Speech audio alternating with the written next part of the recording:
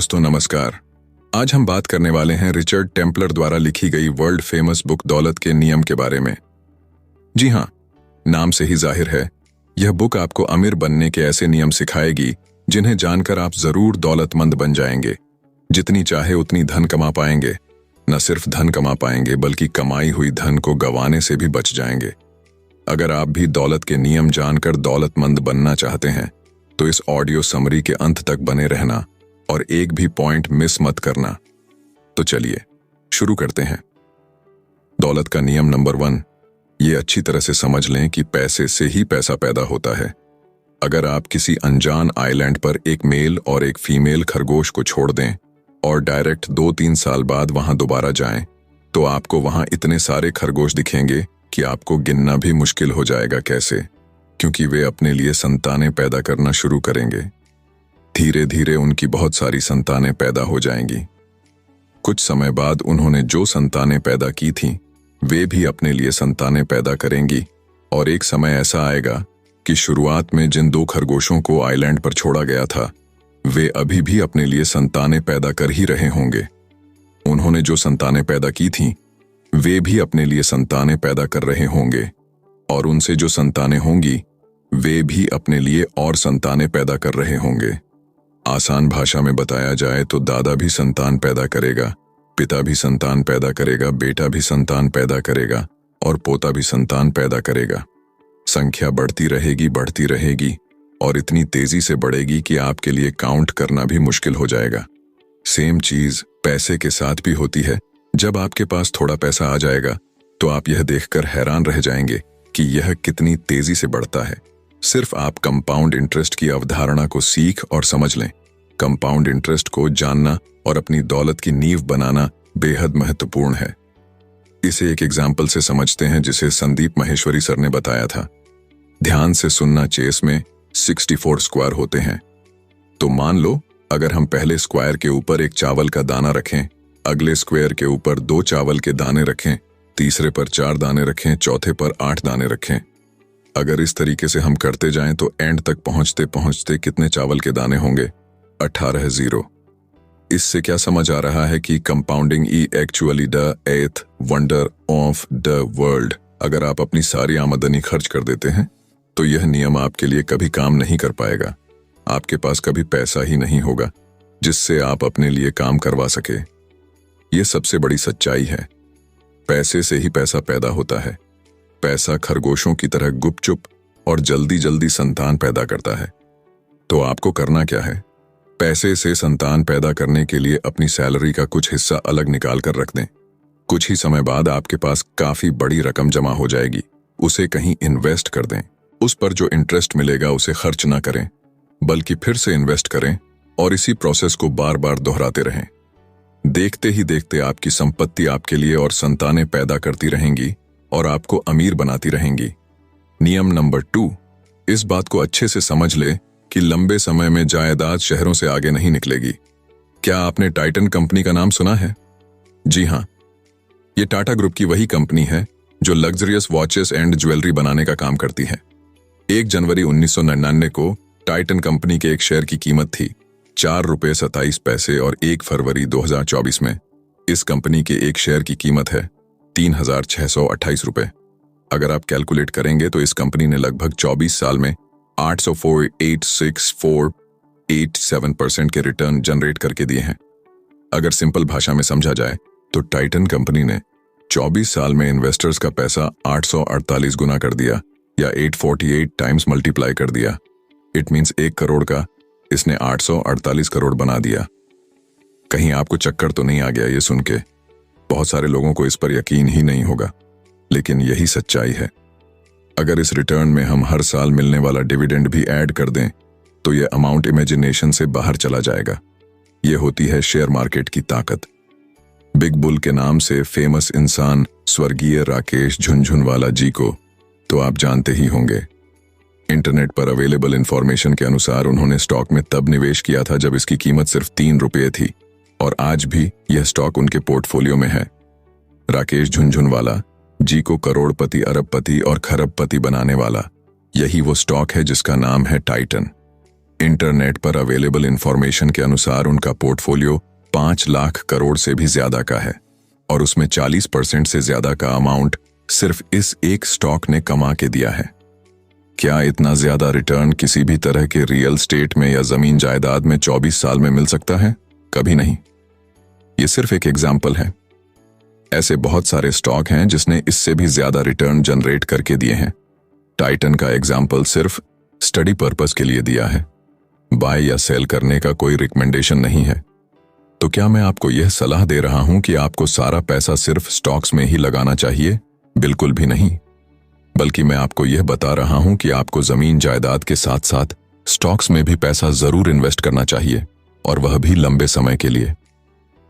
एक बात याद रखें कि मैं आपको इंट्राडे ट्रेडिंग और फ्यूचर एंड ऑप्शन में ट्रेडिंग करने की बिल्कुल भी सलाह नहीं दे रहा हूं। इससे दूर ही रहें। और अगर आपको शेयर मार्केट के बारे में नॉलेज नहीं है तो डायरेक्ट अपना मूल्यवान पैसा इसमें इन्वेस्ट ना करें, बल्कि पहले इसे अच्छे से सीख लें, उसके बाद ही इसमें इन्वेस्ट करने के बारे में सोचें। नियम नंबर 3, अमीर बनने के लिए जवानी में ही कड़ी मेहनत करें ताकि बाद में बुढ़ापे में कड़ी मेहनत ना करनी पड़े। मैं यहां एक बहुत महत्वपूर्ण बात रखना चाहता हूं। इस नियम का यह मतलब नहीं है कि किसी भी चीज में कड़ी मेहनत करने से आप दौलतमंद बन जाएंगे।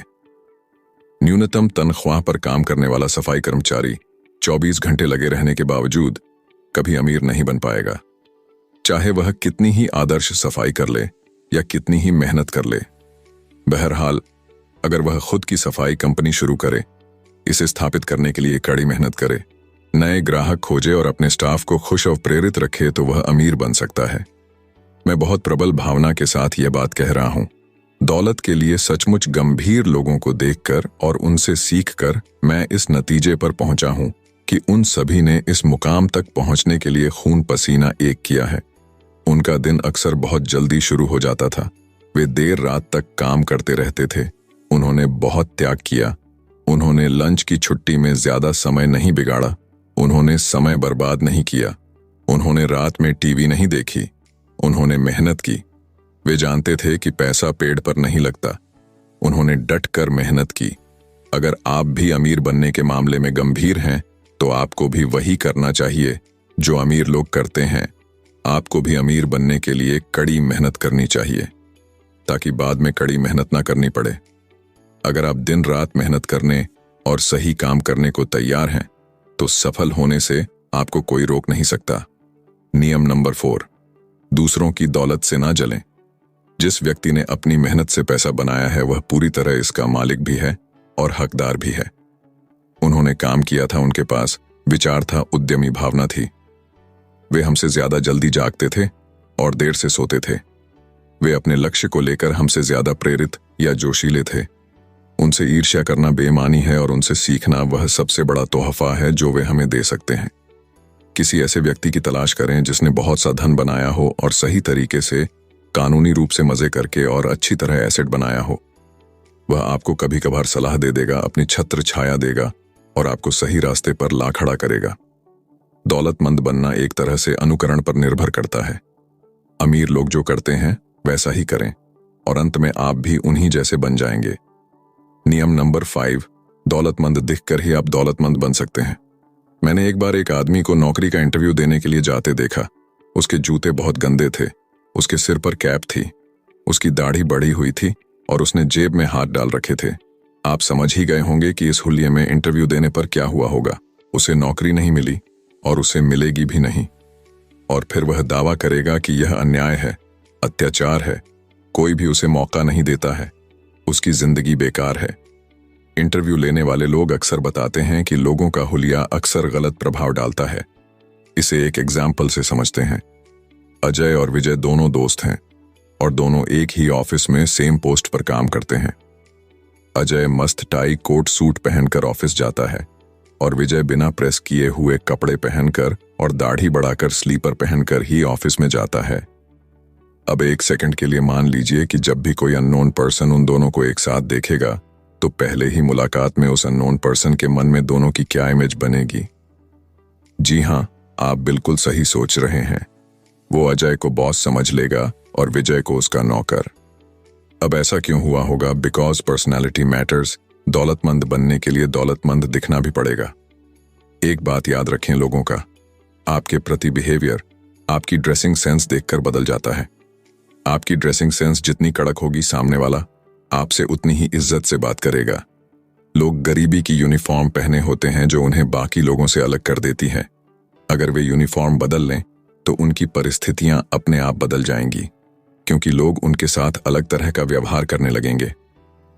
हम वन मानुष से बहुत ज्यादा अलग नहीं हैं और एक दूसरे के प्रति हमारा व्यवहार काफी हद तक इस बात पर आधारित होता है कि वे किस तरह चलते और दिखते हैं।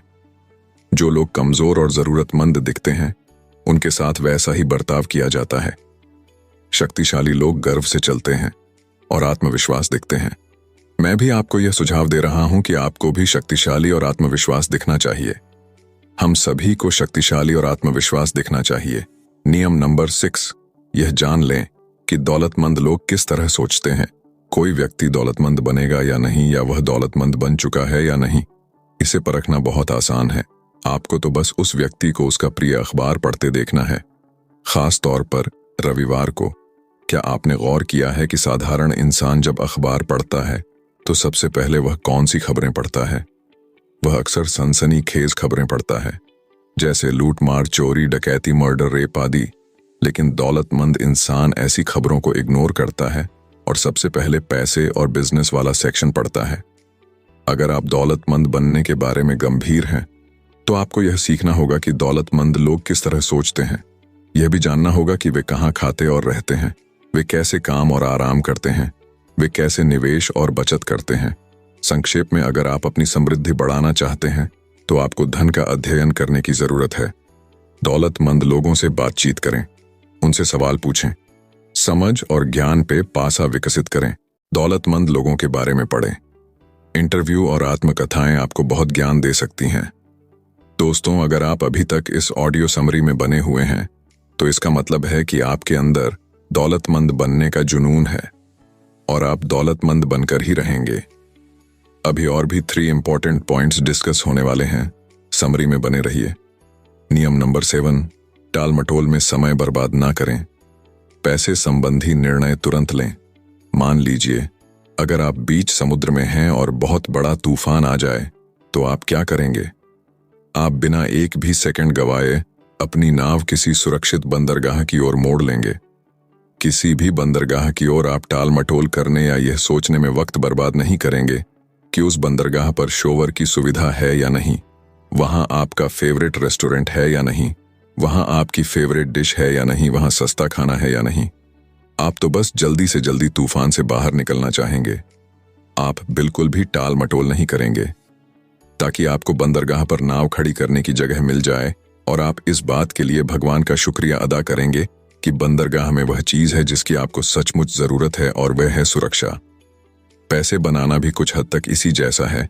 जब भी किसी के मन में कोई ऐसा विचार आता है या कोई बिजनेस आइडिया आता है जो उसे अमीर बना सकता है, तो उसके मन में कई प्रश्न उत्पन्न होते हैं कि वह सफल होगा भी या नहीं, उसे यह करना चाहिए या नहीं।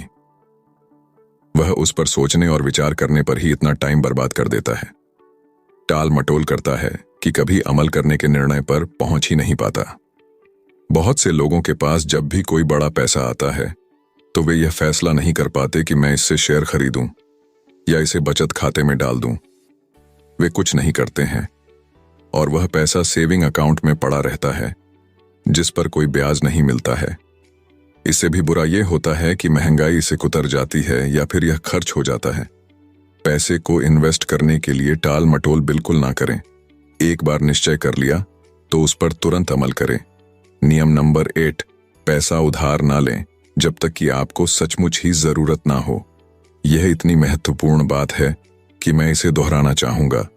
पैसा उधार ना लें जब तक कि आपको सचमुच ही जरूरत ना हो, और तब भी ना लें, तब तक नहीं जब तक कि आप किसी ऐसे व्यक्ति से उधार ना ले रहे हो जो इसे बिना ब्याज के दे रहा हो, बिना शर्तों के दे रहा हो, आपका मकान गिरवी ना रख रहा हो, दोस्ती टूटने की कोई आशंका ना हो। और तब तो यह स्वर्ग जितना सुंदर लगता है, लेकिन मुफ्त कर्ज या मुफ्त लंच जैसी कोई चीज नहीं होती है। अगर कोई पैसे उधार देता है तो वह इसे वापस पाना चाहेगा ब्याज सहित। यह ब्याज ही हम में से ज्यादातर लोगों को मार डालता है और हमें दौलतमंद बनने से रोकता है। इसे अंकुर फूटते ही खत्म कर देना चाहिए, और अगर उस काम के लिए ज्यादा देर हो चुकी हो तो उसे काट कर फेंक देना चाहिए। चाहे जैसे हो, हमें इस ब्याज से मुक्ति पाना चाहिए। ब्याज आमतौर पर लोगों को पोलियोग्रस्त बना देता है। अगर आप दोस्तों और परिवार वालों से उधार लेते हैं तो यह कई तरह के झमेले खड़े कर सकता है, मामला बहुत उलझ सकता है। कुछ भी करने से पहले अपने कर्ज और लोन चुका दें। ब्याज से छुटकारा पाने का यही एकमात्र तरीका है। सलाहकार अक्सर कहते हैं कि बिजनेस शुरू करते समय अपने परिचितों से पैसे उधार लेना ठीक है, क्योंकि वे आपका साथ देने के इच्छुक होते हैं। लेकिन उपन्यासकार जिली कूपर का कहना अलग है। वे कहती हैं कि वे दोस्तों को पैसे उधार देने में हिचकती हैं, क्योंकि क्रिसमस पर किसी ऐसे दोस्त को गले लगाना बहुत मुश्किल होता है जो आपका कर्जदार हो और जिसे आपका 10,000 पाउंड का कर्ज लौटाना हो। नियम नंबर 9, दौलतमंद बनने की शुरुआत के लिए कभी देर नहीं होती। एक बात याद रखें, KFC कंपनी के मालिक कर्नल हरलैंड सैंडर्स 60 साल की उम्र तक संघर्ष भरा जीवन जी रहे थे। जब उन्होंने KFC कंपनी की शुरुआत की थी तब उनकी उम्र 60 साल थी और इसी कंपनी ने उनको बिलियनियर बना दिया। अगर वे यही सोचते कि अब तो मेरी उम्र काफी बढ़ गई है, अब तो मेरे मरने के दिन करीब आ गए हैं, तो क्या KFC कंपनी कभी शुरू हो पाती? इतिहास गवाह है, आज दुनिया में ऐसा कोई देश नहीं जहां KFC की ब्रांच नहीं। कोई भी पैसे बना सकता है। इसमें आपकी उम्र या समय का कोई बंधन नहीं होता है। इसमें तो सिर्फ इस बात की जरूरत है कि आप दौलतमंद बनने पर अपना पूरा ध्यान केंद्रित कर लें। इसके बाद स्थितियां अपने आप ऐसी बनने लगेंगी, आप कितने ही लंबे समय से किसी गलत राह पर चल रहे हों। दिशा बदलने में बहुत बड़े परिवर्तन की जरूरत नहीं पड़ती है। सही दिशा में हमेशा पहुंचा जा सकता है, भले ही आप इसे कितने भी समय पहले छोड़ चुके हों। बहुत देर जैसी कोई बात नहीं होती है। कुछ हद तक यह समुद्र में चलने वाले जहाज की तरह है। आपको रुकने के लिए बहुत ज्यादा जगह की जरूरत हो सकती है, लेकिन दिशा बदलने के लिए ज्यादा जगह की जरूरत नहीं पड़ती है। बस स्टीयरिंग व्हील पर कुछ डिग्री का अंतर ही काफी होता है। इस तरह कुछ मील बाद आप एक बिल्कुल अलग दिशा में पहुंच जाते हैं। तो हमेशा याद रखें, दौलत की शुरुआत के लिए कभी देर नहीं होती है। इसी समय शुरू कर दें। अपने जीवन में बहुत सारी दौलत हासिल करके दौलतमंद बनने के लिए आपको बहुत सारी शुभकामनाएं। तो दोस्तों, ये थे वो 9 नियम जिन्हें अपनाकर और उन पर अमल करके आप दौलतमंद जरूर बन जाएंगे। इस बुक में लगभग 100 से भी ज्यादा दौलत के नियम दिए हैं, जिनको एक ही समरी में कवर करना मुश्किल है। अगर आप इस बुक को खरीदना चाहते हैं तो हिंदी और इंग्लिश दोनों बुक की लिंक डिस्क्रिप्शन बॉक्स में है और कमेंट सेक्शन में मिल जाएगी। तो दोस्तों, आशा करते हैं कि आज की ऑडियो समरी आप लोगों को पसंद आई होगी। तो दोस्तों, ये ऑडियो बुक समरी को यहीं पर समाप्त करते हैं। इस ऑडियो बुक को बनाने में काफी मेहनत लगी है, तो प्लीज उस मेहनत के लिए एक लाइक और एक सब्सक्राइब तो बनता है। वीडियो को अंत तक देखने के लिए आपका तहे दिल से शुक्रिया। आपका दिन शुभ हो। जय हिंद, वंदे मातरम।